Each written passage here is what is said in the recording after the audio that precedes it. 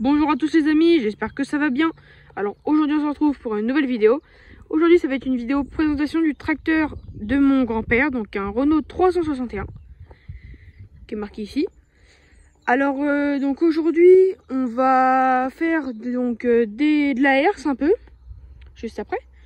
Mais avant on va d'abord s'occuper de la présentation du tracteur, donc bah c'est parti.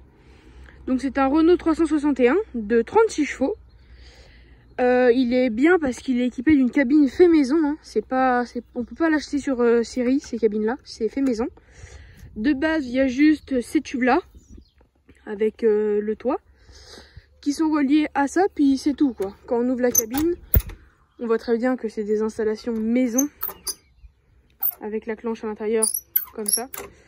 Donc c'est parti pour faire un petit tour du tracteur global, et après on se retrouve pour la présentation plus en détail. Pour la présentation, on va commencer de l'avant du tracteur jusqu'à l'arrière. Donc on commence par la fourche, du coup avec un godet pic là, ce coup-là, car on a d'autres godets que j'irai vous montrer tout à l'heure. Le premier godet, donc c'est un pic qu'on met tout le temps dessus, hein, vraiment c'est indispensable. Et ces fourches là n'ont pas de vérin pour incliner le godet, il n'y a que des vérins à l'avant. Donc bah ça c'est quand même primordial, mais les vérins là c'est pas un vérin, c'est un fer plat. Et que quand on tire dessus avec une corde de la cabine, ça vient tirer le fer plat et ça vient reculer le petit piton qui est là et le godet tombe. Je vais vous faire une démonstration tout à l'heure. Donc c'est une fourche tubulaire qui ne se fait plus neuf. Pour certains tracteurs, il faut la rechercher en ce moment, mais bon après c'est vrai que c'est pas si cher que ça, mais il faut quand même compter un peu d'argent quoi. Là on a le montant de la fourche, je vais fermer la porte quand même. Là on a le montant de la fourche, donc le bâti de fourche, qui est pris sur les trompettes en bas, vers là-bas. Donc là on voit qu'il y a une tige filetée, je sais pas si vous allez voir, là-bas il y a une tige filetée, vous n'allez pas voir avec le reflet, mais c'est une fourche qui vient se prendre ici, et quand on la décroche, au lieu de laisser les vérins tomber, on enlève les goupilles d'ici, on replie le vérin à ce niveau-là à peu près, on vient le remettre là, et on peut le mettre là-dedans. Comme ça, les vérins restent sur le bâti de fourche, et on peut les remettre très facilement, il n'y a pas de... C'est pas chiant, entre guillemets, de la remettre, quoi. C'est plutôt facile. Donc c'est un Renault 361, 36 chevaux du coup, comme j'ai dit, et on a changé les roues à l'avant depuis qu'on l'a, ça va faire un petit moment déjà qu'on l'a, donc on a changé les roues avant, on les a repeintes. Les roues arrière, donc c'est des roues qui étaient d'origine dessus, sauf qu'on a tordu la pièce ici. On a tordu le... Je sais plus comment ça s'appelle, mais on a tordu cette pièce là. Du coup on en a démonté une sur une autre roue, on a remis, enfin bref, tout un bazar. Donc bah maintenant on va dans le tracteur, on va monter dans la cabine. On va essayer si elle va tenir, oui elle va tenir. Parce que des fois elle tient pas quand on est en pente et tout. Nickel. Alors là on se situe dans le tracteur, donc dans la cabine. Alors la cabine est assez grande, hein, je trouve quand même qu'il y a assez de place. Ce qui manque dans ce tracteur là c'est la manette d'ici pour baisser ou lever la fourche. Distributeur, voilà, hydraulique, il en faudrait un là pour être bien. Moi je me vois bien être là et à diriger ma fourche comme ça, même s'il n'y a qu'un distributeur parce qu'on n'a plus de... Il n'y a pas de vérin sur ces fourches là, c'est vraiment des fourches très anciennes quoi, voilà, ils sont anciennes ces fourches là. Et je trouve quand même ça manquerait quand même parce que là on est obligé de fermer. Moi quand je suis là, je ferme la vanne là. Comme ça. Ici c'est que concentré sur la vanne arrière du tracteur. Parce que oui, ces tracteurs là sont très spéciaux. Enfin sont très spéciales. Là, c'est un distributeur qui peut lever la benne et faire baisser la benne. Quand on a une fourche, ça lève la fourche avant de lever la benne. Donc c'est assez embêtant. Que bah maintenant on coupe l'arrivée de la fourche là. Comme ça on peut lever sans que la fourche lève, parce qu'après c'est quand même embêtant si on a... Faut lever etc, c'est un gros bazar. Donc je vais quand même la rouvrir, on ne sait jamais, pour tout à l'heure. Donc là nous avons donc les feux. Des feux qui ne marchent plus, c'est le petit boîtier, enfin les feux marchent mais c'est le petit boîtier là qui... Hop. Les feux là, à l'avant, on voit. Et le gyrophare je crois. Donc voilà, donc c'est assez pratique. Alors je vais juste remettre le... Hop là, ici. Donc c'est bien parce que quand il pleut au moins on peut essuyer le carreau, c'est pratique. Donc là, nous avons la première. Donc ici, la première. La deuxième. La troisième. La quatrième. La cinquième. Et la sixième. Et ici, c'est marche arrière. Donc voilà, donc première, deuxième, troisième, quatrième, cinquième, sixième, septième. Bon bah c'est bien, au moins on a plusieurs vitesses et ça roule bien. C'est pas que 4 vitesses comme ça sur certains tracteurs. C'est 6 vitesses comme c'est marqué ici. Donc là on va, bon, je vais vous représenter donc là l'accélérateur à main. L'accélérateur à pied ici là. Le frein. C'est bien, aujourd'hui je me suis dit je vais filmer, bah c'est bien parce qu'il fait grand soleil. Bah c'est parfait. Donc là on a l'embrayage. Mince, j'ai encore oublié le nom. Le distributeur. Les clignotants. Je crois qu'il marche en plus. Ouais, il marche. Normalement il marche. Là c'est les warnings. Les warnings marchent aussi. Et c'est tout pour l'intérieur. Non, là nous avons le relevage arrière. Comme ça fait baisser, etc. Ça, il me semble, ça doit être pour incliner les charrues ou quoi. Quand on a envie d'incliner la charrue, c'est pratique ça. Donc voilà, donc là on a aussi l'autre porte qui mène sur l'extérieur, mais elle est un peu bloquée. Et là on a une porte à l'arrière qui s'ouvre.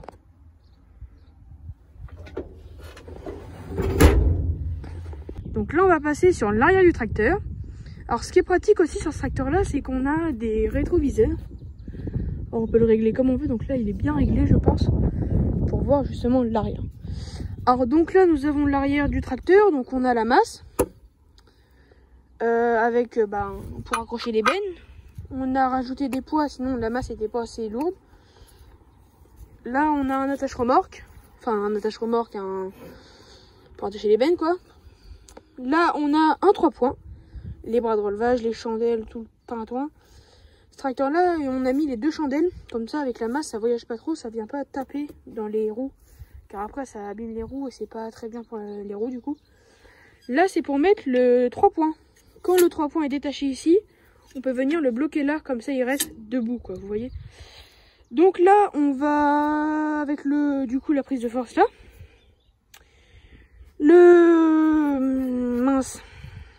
La prise d'huile du tracteur. On va quand même revisser. Ouais.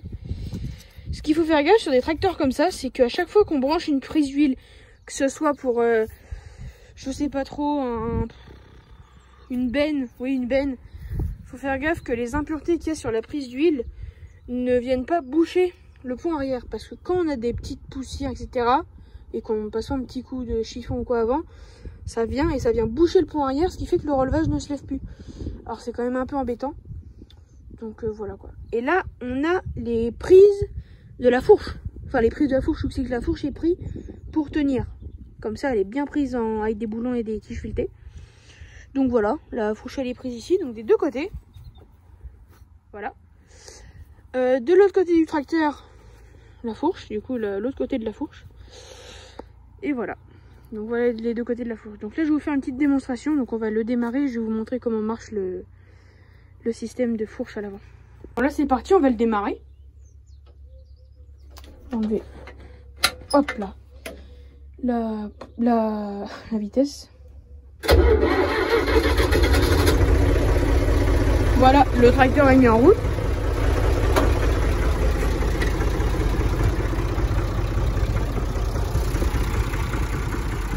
Voilà le tracteur mis en route. Hein. Feu d'échappement, tout. Il fait pas beaucoup de bruit.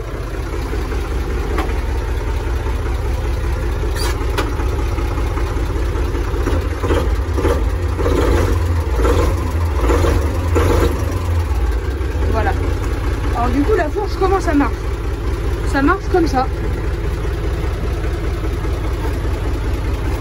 Ah oui, il n'y a pas de poids dessus là. C'est un peu embêtant.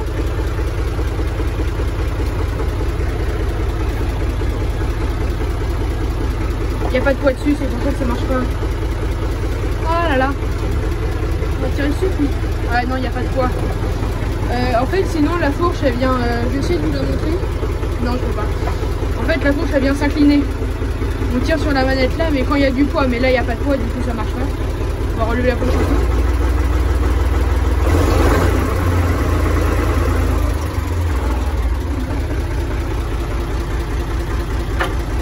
Hop, on a mis la deuxième. On avance tout doux. Enfin, tout doux.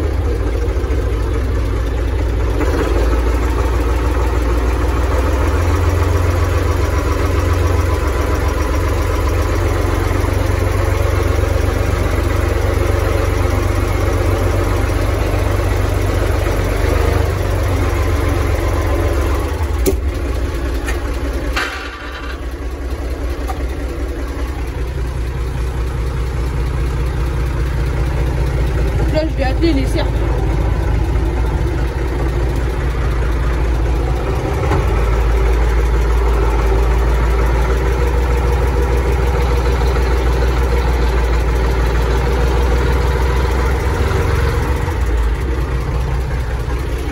Hop. On a un relevage dessus aussi, c'est pratique. Le petit relevage aussi sur les tracteurs, c'est assez pratique parce que quand on est dans une picane ou quoi et que bah bien sûr sur les tracteurs de maintenant il n'y a pas tout ça. Alors ok, oui, on accroche ça. Hop. Là on y a enlevé la petite goupille qu'il y a dessous. Alors là je vais avoir besoin de mes deux mains, mais non ça va le faire, enfin j'espère. Alors la goupille on va venir la mettre là, ça on vient prendre ça là. Allez, viens dans mes mains, toi. Ouais. On se retrouve quand je l'ai accroché parce que c'est pas pratique à une main. Et bah voilà. Juste besoin d'une autre main pour mettre la goupille, puis c'est tout. Donc on vient mettre la goupille dans le trou là. On dodge. Ok, c'est tout bon. Bon bah je vais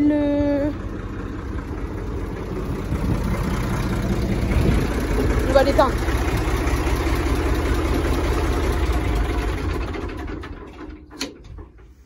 Le contact quand même bien, j'ai enlevé je vais mettre le coupe batterie parce qu'on a aussi un coupe batterie sur ce tracteur. C'est pratique aussi quand pour éviter que, imaginons qu'on laisse les gyrophares ou un truc comme ça, bah au moins on est sûr que ça tient. Donc voilà pour la présentation du tracteur. On va en profiter pour je vous en profiter pour en parler des cercles. Ça, c'est pratique pour enlever les taupinières et c'est pas des mensonges. C'est vraiment pratique de chez pratique. Même pour RC ou pour enlever les bouses, c'est vraiment pratique parce que les cercles, c'est en rond, mais bref. Et ça étale sur la durée avec la barquette de vent. Bon, ça c'est bon si ça marche beaucoup, mais la barquette de vent, ça vient tout étaler les taupinières. Donc bah, on en a fait un coup hier dans le fond là-bas. Et donc bah là il y a les cercles. Donc c'est oui c'est pratique pour faire des taupinières. On s'en plaint pas, ça va, ça marche. Et ben on continuera comme ça tant que ça marche. Ça marchera toujours, mais voilà. Je vais en profiter aussi pour vous montrer la herse.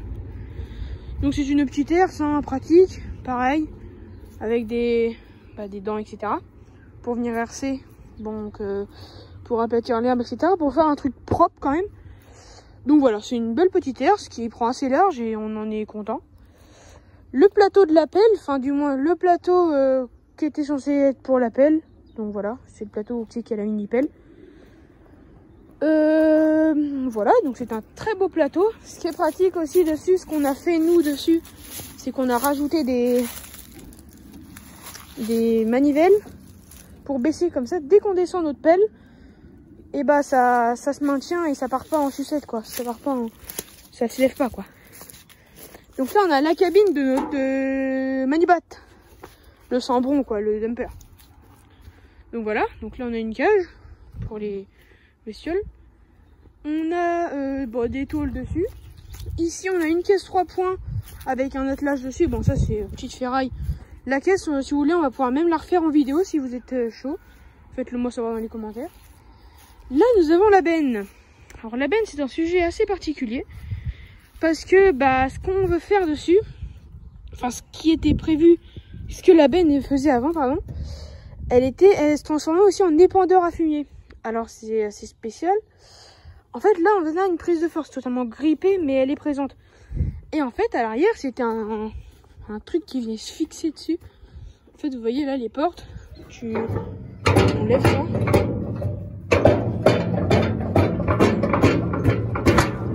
Hop. Là ça, enfin bref, ça s'ouvre. Et les portes ça venait du coup se fixer dessus, dans les rails qu'il y a là. Ça venait s'emboîter dedans. On pouvait même mettre un boulon, donc il y a aussi un autre trou de l'autre côté. Hein. On pouvait même mettre un boulon, donc ça devait être bien pour l'époque, car ça c'est une benne Yash. Donc là vous voyez, il y a l'embout qui est relié à la prise de force. Je sais pas si on va voir dessous, voilà. L'embout qui est relié à la prise de force et qui tournait avec l'engrenage des minces, des hérissons quoi, de l'épandeur à fumier qui est derrière. Alors je vais le refermer quand même.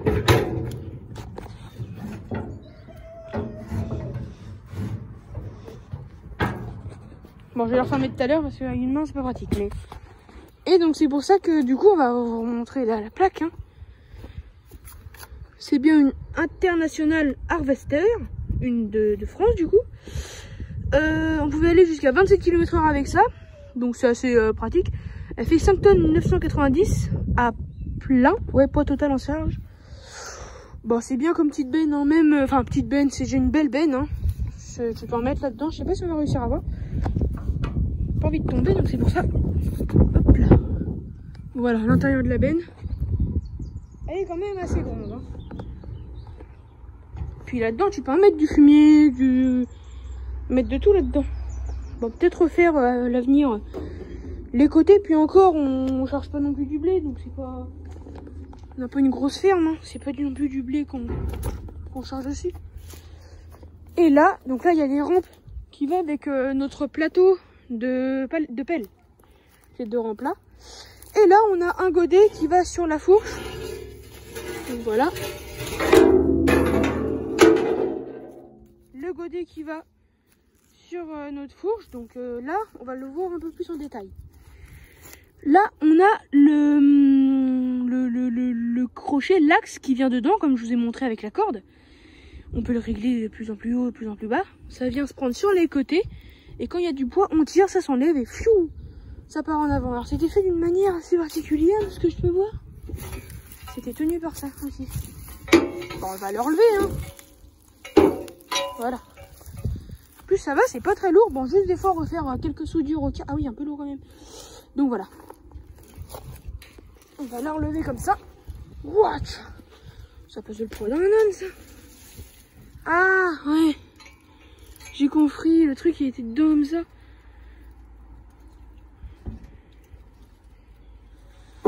Voilà.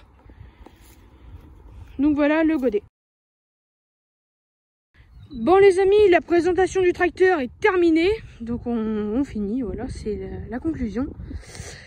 Il y aura une vidéo ou un short quand je passerai les cercles dans les taupinières. Donc voilà, avec le tracteur. Donc bah je vais vous partager ça, je vais vous montrer ça. Donc bah voilà. J'espère que cette vidéo présentation du tracteur de mon grand-père vous aura plu. Et je vais faire aussi des vidéos présentation des tracteurs à la ferme de mon père. Donc voilà, donc merci à tous d'avoir regardé cette vidéo. Si c'est le cas, n'hésitez pas à vous abonner. Si vous a plu, n'hésitez pas à vous abonner. Je vous dis à la prochaine, likez, abonnez. Je démarre sur YouTube, donc voilà, ça me donnerait beaucoup de force. Et à la prochaine, allez, salut!